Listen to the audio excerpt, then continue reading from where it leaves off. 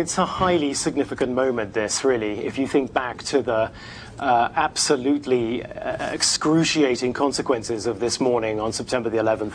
Remember, what we are seeing here is Flight 77, which took off from Washington, was on its way to Los Angeles. It was hijacked just before 9 o'clock in the morning, and what we're seeing here just now, the explosion in the walls of the Pentagon there, America's Department of Defense. This took place at about 9:37. The plane had been hijacked by 5 men, and in these moments, there you see it just from another angle, in these moments, about 200 people died. All the passengers on the aircraft, the crew, and inside the Pentagon, over 100 people, military and civilian personnel.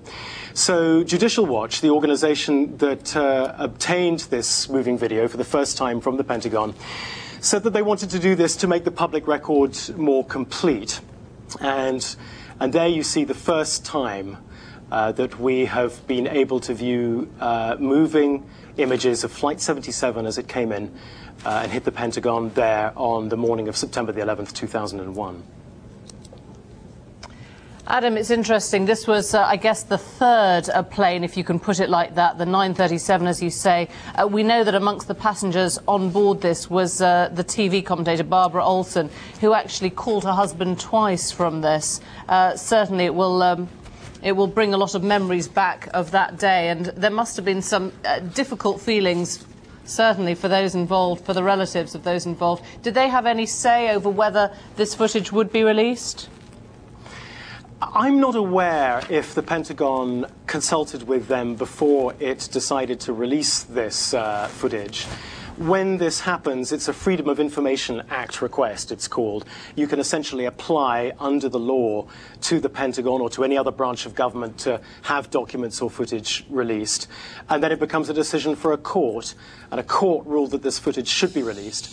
The Pentagon didn't want it released while the trial was still going on of Zacarias Moussaoui, the only man to be charged and convicted in the United States of involvement in the September 11 attacks. Since that trial ended just a couple of weeks ago and Moussaoui was sentenced, the Pentagon said it could now release this footage. The families have been ambivalent throughout regarding the release of footage, and also telephone calls that were recorded that had been made from the aircraft to families and to emergency services while the hijacks were going on.